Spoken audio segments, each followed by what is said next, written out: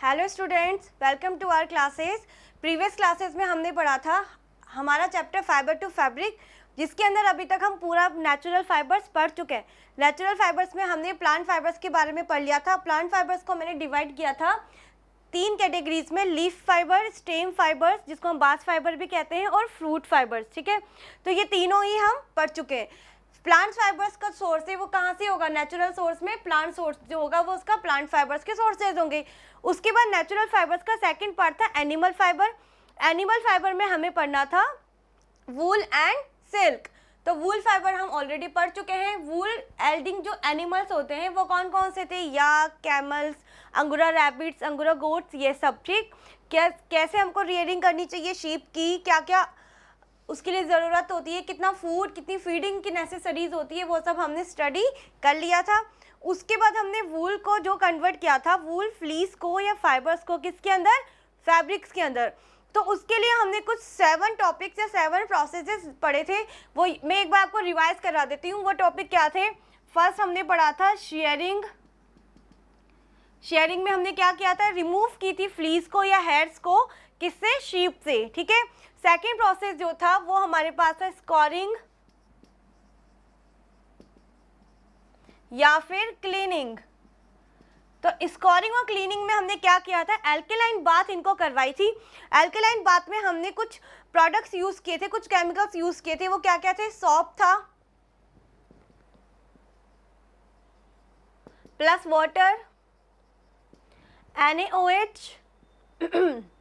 NaOH क्या होता है? स्ट्रॉन्ग बेस होता है इसलिए, और ये क्या होता है? वाटर सोल्यूबल होता है, इसलिए हमने इसको क्या बोलता है? एल्केलाइन बोला था, है ना। तो ये बात NaOH जो कि वाटर सोल्यूबल है, वाटर सोल्यूबल बेस क्या कहलाते हैं बच्चों? एल्केलाइंस कहलाते हैं। इसलिए हमने क्या करवाई यहाँ पर? इनको एल्केलाइन बात करवाई। साथ में हमने क्या लिया था यहाँ पे? सोडा ऐश जो कि होता है सोडियम कार्बोनेट। ठीक, इन सबको मिलाकर के हमने जो फ्लीस थी उसको क्लीन किया था। अब सबसे पहले क्वेश्चन ये है कि फ्लीस को क्लीन करने की जरूरत क्यों पड़ी थी? क्योंकि जो फ्लीस है वो क्या है? डेड स्किन के साथ रिमूव होने वाले हेयर्स है। और डेड स्किन में क्या क्या प्रेजेंट था? बहुत सारी डर्ट, डस्ट, स्वेंट। स्वेंट क्या था बच्चों? जो ड्राइड स्वेट जो था वो क्या कहलाता है? स्वेंट कहलाता है। तो इन सबको रिमूव करने के लिए हमें क्या करवाया? इनको एल्केलाइन बाथ करवाया। अब एल्केलाइन बाथ करने के बाद जो सॉल्यूशन हमारे पास यहाँ पे बच जाएगा, उस सॉल्यूशन को क्या कहा जाता है? उस सॉल्यूशन को लेवोनिल कहा जाता है। ठीक, और उस लेवोनिल का यूज कहाँ कर सकते हैं हम? जो हमारे हाउस होल्ड जो प्रोडक्ट्स होते हैं उन मटेरियल्स को साफ करने में, क्लीन करने में हम उसका यूज कर सकते हैं।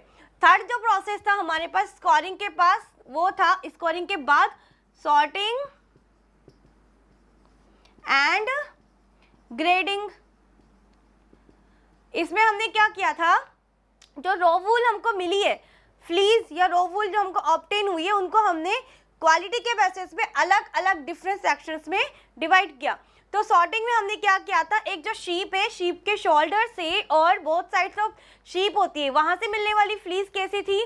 थिक भी ज़्यादा थी, क्वांटिटी भी ज़्यादा थी, और लॉन्गेस्ट थी, फाइन भी ज़्यादा थी। ठीक, तो उसके बेसिस पे हमने उसको सॉर्टिंग किया। सॉर्टिंग के बाद ओवरऑल क्वालिटी के बेसिस पे, दैट मीन्स आपने अलग अलग शीप को लिया, उन सबसे अलग अलग बॉडी पार्ट से मिलने वाली वूल को अलग अलग सेक्शंस में डिवाइड किया। तो ओवरऑल जो सॉर्टिंग है, overall sorting that means higher and lower quality के बेसिस पे सेक्शंस में डिवाइड करना। ओवरऑल क्वालिटी के बेसिस पे क्या कहलाएगा? ग्रेडिंग। लेकिन डिफरेंट बॉडी पार्ट्स के बेसिस पे डिफरेंट सेक्शन में डिवाइड करना क्या कहलाएगा? Sorting process. ठीक, सॉर्टिंग और ग्रेडिंग के बाद मैंने किया था कार्डिंग प्रोसेस। कार्डिंग प्रोसेस से बच्चों 3 प्रोसेस इंक्लूडेड थे। कार्डिंग क्या होता है? मेटल टीथ की एक लंबी सीरीज से इस वूल को गुजारना, थ्रू आउट करवाना। उससे क्या होगा? पासेस करवाना इसको, उसमें से क्या होगा? उससे ये क्या होते हैं? लंबे लंबे स्लीवर्स में कन्वर्ट हो जाएंगी। अभी वूल कैसी है? हमारे पास बंचेस की फॉर्म में है। अब हमें इनको फाइबर बनाना है ना, तो कार्डिंग प्रोसेस में हम इनको फाइबर में कन्वर्ट करने का प्रोसेस करते हैं। तो हमने इनको क्या किया? लंबे लंबे स्लीवर्स में कन्वर्ट करवा दिया। ठीक, अब इन स्लीवर्स को हमने कौन सा प्रोसेस किया था? Next gilling process. Gilling process में हमने कार्डिंग के अंदर ही था हमारा गीलिंग प्रोसेस। ठीक, इस गीलिंग प्रोसेस में हमने क्या किया था बच्चों? जो स्लीवर्स है इनको फर्दर और गीलिंग का मतलब होता है नापना, ठीक, नापना, दैट मीन्स एक ही लेंथ के सेम फाइबर ऑब्टेन करेंगे हम, ठीक। तो जो भी फाइबर यहाँ पे छोटा बड़ा लेंथ में है उसको हम क्या कर देंगे, सिमिलर साइज में अरेंज करा देंगे। तो गीलिंग या फिर कॉम्बिंग, इस प्रोसेस को हमने कहा, जिसमें हमें क्या मिलेंगे, फर्दर और फाइन फाइबर्स नहीं मिलेंगे, स्लीवर्स मिलेंगे, जिसको हमने क्या बोला, स्लीवर्स बोला। अब जो स्लीवर्स हमको मिले हैं, इन स्लीवर्स में हम फर, अगर थोड़े बहुत जो रेशे या फर जिसको हम कहते हैं, वो अगर यहाँ पर कहीं निकल रहे हैं बाहर इन स्लीवर्स से, तो हम उसको क्या कर देंगे, कट कर देंगे, ताकि हमारे फाइबर्स की लेंथ और फिनिशिंग, स्मूथनिंग बिल्कुल परफेक्ट हमें मिले। तो हम उसमें उस फर को कट कर देंगे। तो वो हमारा कार्डिंग के अंदर ही जो सब एक और जो टॉपिक आएगा, एक और प्रोसेस जो होगा, वो कौन सा प्रोसेस होगा, ड्राइंग प्रोसेस, ठीक। तो ये कार्डिंग में हमने क्या था, 5th नंबर पे अब हमें क्या मिल गए कार्डिंग के बाद, फाइबर्स मिलने के बाद आप सबको अच्छे से पता है कि हमें क्या कन्वर्ट करना होता है, थ्रेड में कन्वर्ट करना होता है। और थ्रेड बनाने का प्रोसेस क्या होता है बच्चों, स्पिनिंग प्रोसेस। तो स्पिनिंग के बाद जब थ्रेड बन गया तो 5th नंबर पे क्या होगा, स्पिनिंग में हमने क्या कन्वर्ट करा दिया, फाइबर को थ्रेड में। और थ्रेड जब मिल गया तो अब क्या इजी हो गया हमारे लिए, फैब्रिक बनाना। तो हम थ्रेड से क्या बनाएंगे, अब फैब्रिक। और फैब्रिक बनाने का प्रोसेस क्या होता है बच्चों, वीविंग। और वीविंग मैंने बताया था कि जो वूल होती है उनको 2 सेक्शंस में डिवाइड किया जाता है, एक तो फाइनेस्ट वूल और एक कॉरस वूल।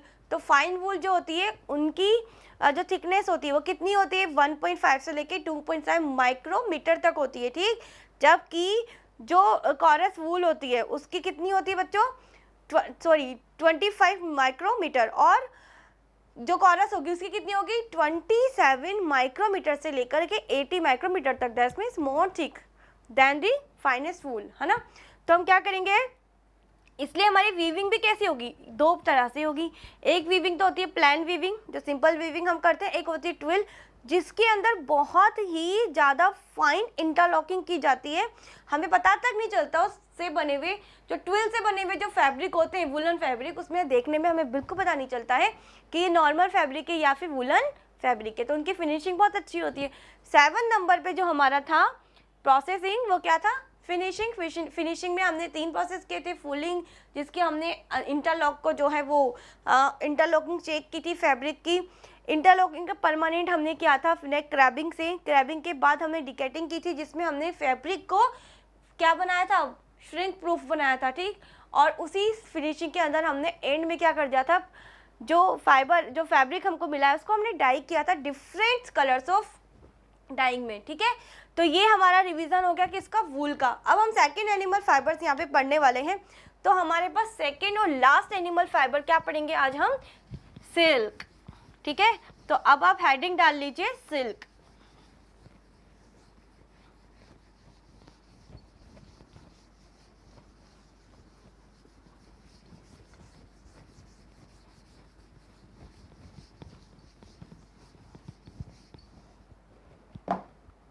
तो आज का हमारा जो टॉपिक है वो क्या है,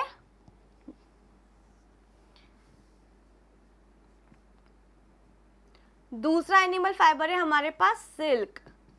आज हम यहाँ पे सिल्क और सिल्क की लाइफ हिस्ट्री को जानेंगे, ठीक है।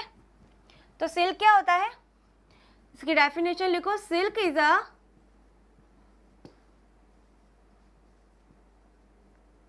एनिमल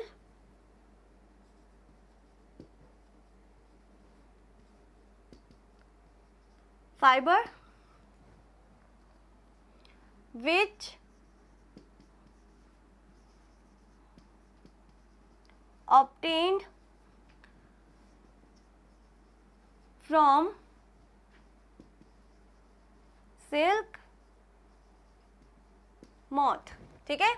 कहाँ से मिलता है ये हमको, सिल्क मॉथ से मिलता है। सिल्क मॉथ क्या होता है बच्चों, एक इंसेक्ट होता है, ठीक। और उस इंसेक्ट से हमें क्या ऑब्टेन होता है, यहाँ पे सिल्क ऑब्टेन होता है। अब यहाँ पर हम जानेंगे कि सिल्क की लाइफ हिस्ट्री क्या होती है और सिल्क प्रोडक्शन स्टार्ट हुआ कैसे। तो इसके लिए मैं आपको एक स्टोरी सुनाती हूँ, ठीक है। चाइना के एक किंग थे, ठीक। चाइना के जो किंग थे उनके वहाँ पर गार्डन था एक बहुत बड़ा, ठीक। और उस गार्डन में क्या लगे हुए थे, बहुत सारी मलबरी ट्री के ट्री लगे हुए थे, ठीक है, गार्डन के अंदर।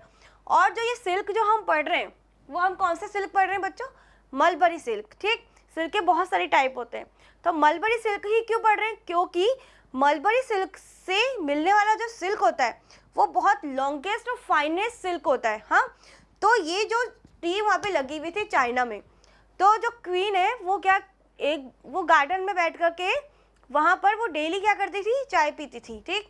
तो एक दिन वो वहाँ पे बैठी हुई थी, तो मलबरी ट्री के ऊपर कौन रहेगा, सिल्क वॉर्म रहेगा, कौन सा, बॉम्बैक्स मोरी। तो सिल्क वॉर्म ने क्या किया हुआ था, वहाँ पर कुकून्स बनाए हुए थे अपने, और जब वो क्वीन वहाँ पे चाय पीने वाली थी तो वो जो कुकून था वो ऊपर से ड्रॉप हो गया, किसके अंदर, उसके टी के मग के अंदर। तो जैसे ही वो गया तो कुकून में से जो सिल्क फाइबर से वो उसके कप के चारों ओर फैल गए, और जो कुकून से निकलने वाले फाइबर थे वो बहुत ही ज़्यादा लश्रस, सिल्की और शाइनी थे। तो जब क्वीन ने इसको देखा तो उसने क्या कहा कि पूरे गार्डन में सर्च करो कि आखिर ये चीज़ है क्या। तो जब उसने पूरे गार्डन में अंदर सर्च किया तो उसको बहुत सारे कुकून्स वहाँ से मिले। तभी से उसने क्या स्टार्ट करवाया, फिर उस सिल्क से, उस कुकून से सिल्क फाइबर्स को बनाना उसने स्टार्ट किया। देन फिर ये इंडिया कैसे आया, जब यहाँ पर फिर उस चाइना को देख करके जो मलबरी ट्रीज वगैरह हैं उससे हमने सबने क्या सीखा, सिल्क का प्रोडक्शन करना सीखा। तो लार्जेस्ट प्रोड्यूसर जो है सिल्क का वो कौन होता है बच्चों, चाइना है। कितना होता है वहाँ पे production, 80% production of total silk कहाँ पर हो जाता है, चाइना में। उसके बाद बचा हुआ जो 10% है वो कहाँ होता है बच्चों, इंडिया में। और बाकी का बचा 10% वो कहाँ होता है, अदर कंट्रीज में, ठीक। यानी कि हम second most largest producer of silk है, और सबसे फर्स्ट कौन है, चाइना, ठीक।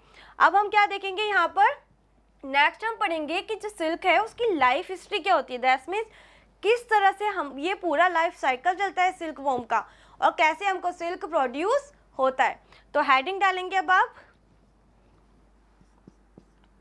लाइफ हिस्ट्री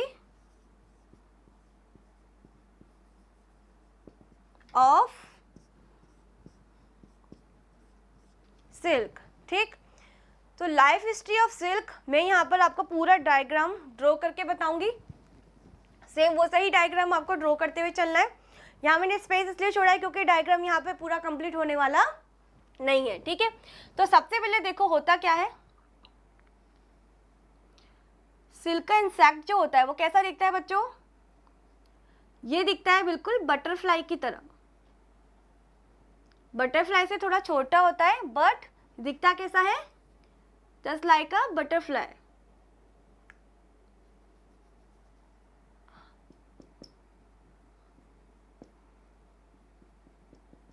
ये है सिल्क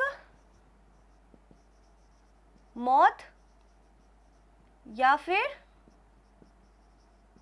सिल्क का इंसेक्ट्स, ठीक है। अब जो सिल्क मॉथ या इंसेक्ट है ये क्या करेगा, लेइंग एग्स। तो एक बार में कितने एग्स को लेग्स करता है ये, 300 to 400 लेग्स एक बार में ये, सॉरी एग्स जो है ये ले करेगा। तो क्या होगा, अब कौन सा प्रोसेस होगा, ये सिल्क मॉथ है, लेइंग एग्स, और कितने एग्स हमको यहाँ पर मिलेंगे, 300 to 400 एग्स हमको यहाँ पे प्रोड्यूस हो जाएंगे, ठीक। अभी जो ये एग्स है ये क्या होंगे, कुछ टाइम के बाद हैचेज होंगे, और इसमें से क्या निकलेंगे, छोटे छोटे से वर्म्स निकलेंगे, और इन वर्म्स को क्या बोला जाता है, फर्स्ट लार्वा स्टेज, ठीक। तो इसके बाद क्या होगा,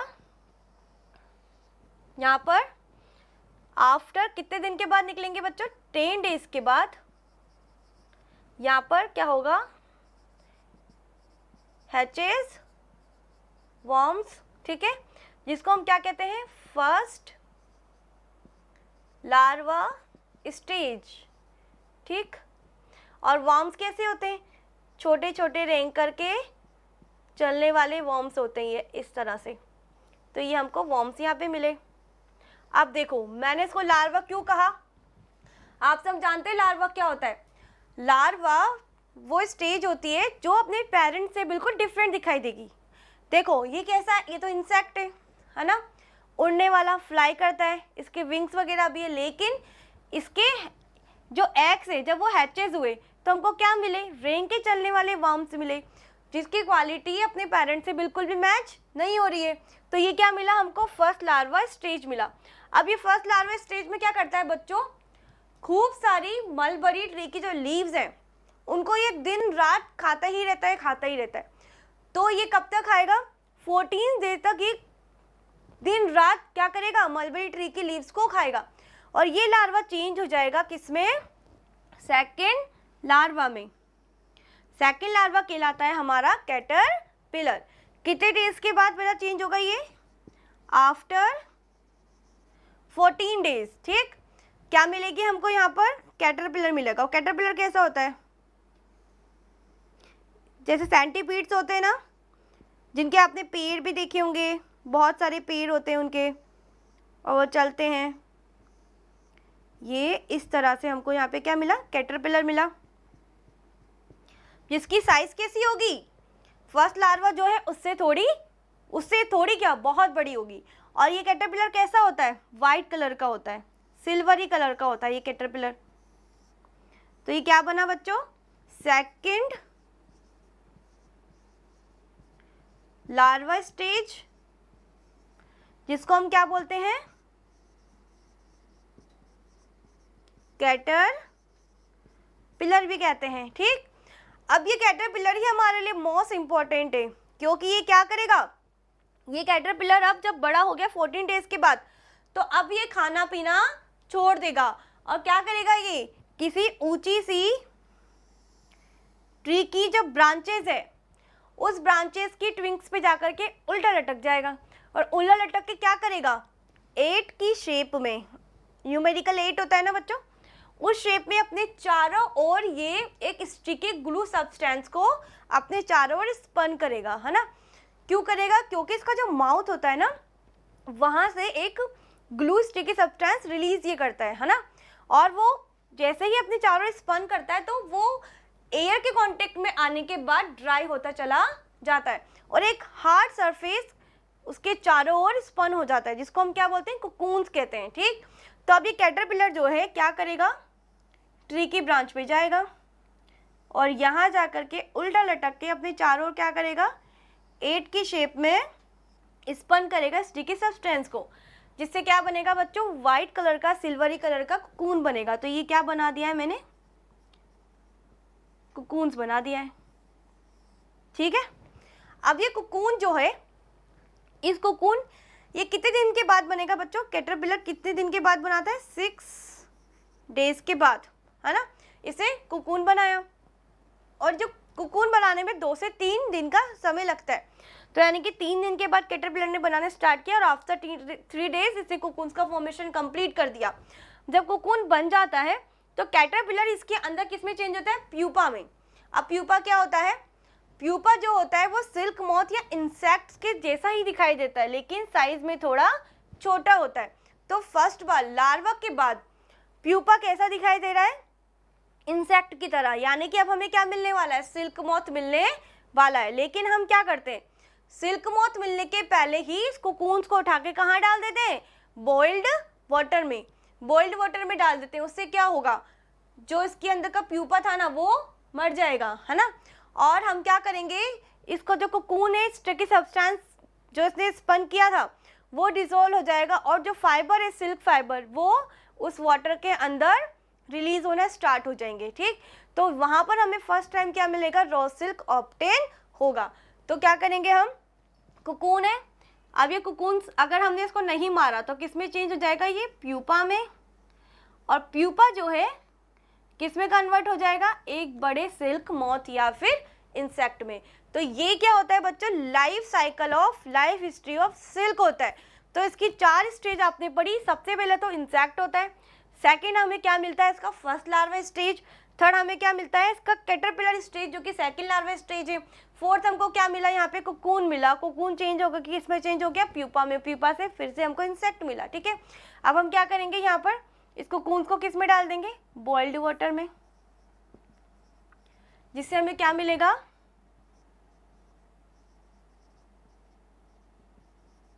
रो सिल्क, ठीक है बच्चों। तो आज हमें इस लेक्चर में क्या पढ़ना था कि किस तरह से सिल्क होता क्या है और लाइफ हिस्ट्री ऑफ सिल्क क्या होती है। अब हम इसके आगे production of silk, rearing of silk और किस तरह से सिल्क से, कोकून से हमको फैब्रिक मिलता है, वो हम नेक्स्ट वाले लेक्चर में इसको डिटेल से स्टडी करेंगे। Thank you.